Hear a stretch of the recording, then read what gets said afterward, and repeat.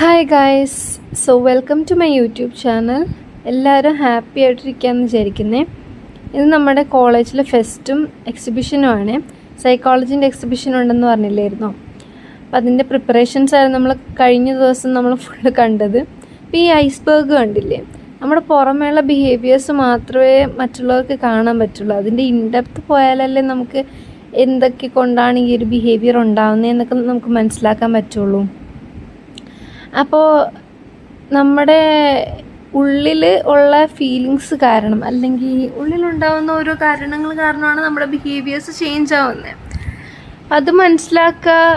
പിന്നെ എന്തെങ്കിലും പ്രശ്നമുണ്ട്, എന്തെങ്കിലും വിഷമം അല്ലെങ്കിൽ എന്തെങ്കിലുമൊക്കെ ഇഷ്യൂസ് നമ്മൾ ഫേസ് ചെയ്യുന്നുണ്ടെങ്കിൽ മെൻ്റലി നമ്മൾ ഹെൽപ്പ് സീക്കുക എന്നുള്ളതാണ് എനിക്ക് പറയാനുള്ളത്.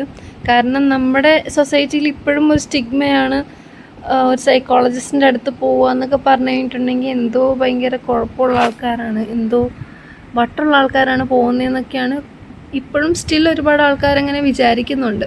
എന്നാലും കുറേയൊക്കെ മാറി വരുന്നുണ്ട്.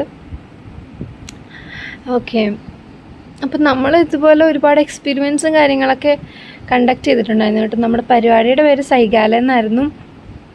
അപ്പോൾ പിന്നെ സ്പോർട്ട് കൊറിയോഗ്രഫി ആയിട്ട് ഡാൻസും പരിപാടികളൊക്കെ ഉണ്ടായിരുന്നു. പിന്നെ നമ്മുടെ കഴിഞ്ഞ വർഷം പാസ് ഔട്ടായി പോയൊരു ചേട്ടനാണ് കേട്ടോ ബൈക്ക് സ്റ്റണ്ട് ചെയ്യുന്നത്. അപ്പോൾ പിന്നെ എന്താ പറയുക, പിന്നെ ഒരു ഫുഡ് സ്റ്റോൾ ഉണ്ടായിരുന്നു.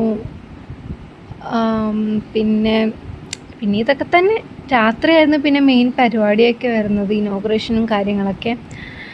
ഞാൻ അന്നേരം ഈവനിങ് പോയി ഡ്രസ്സൊക്കെ ചേഞ്ച് ചെയ്തിട്ട് വന്നു. എന്നിട്ട് പിന്നെ സാൻഡ ഡാൻസും കാര്യങ്ങളൊക്കെ ഉണ്ടായിരുന്നു. അത് കഴിഞ്ഞിട്ട് നമുക്ക് ഒരു ബാൻഡ് വന്നിട്ടാണ് പരിപാടി ഉണ്ടായിരുന്നത് കേട്ടോ. അവരുടെ പെർഫോമൻസ് ആയിരുന്നു തകിട്ടാന്ന് പറഞ്ഞിട്ട്.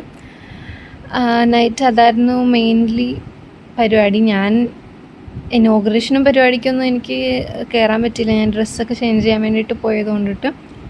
പരിപാടിയൊക്കെ എന്തായാലും അടിപൊളിയായിരുന്നു കേട്ടോ. ഒരു നല്ല ഡേ ആയിരുന്നു. പിന്നെ പിറ്റേ ദിവസം ക്ലാസ്സൊന്നും ഇല്ലാത്തത് കൊണ്ട് പിന്നെ കുഴപ്പമില്ല.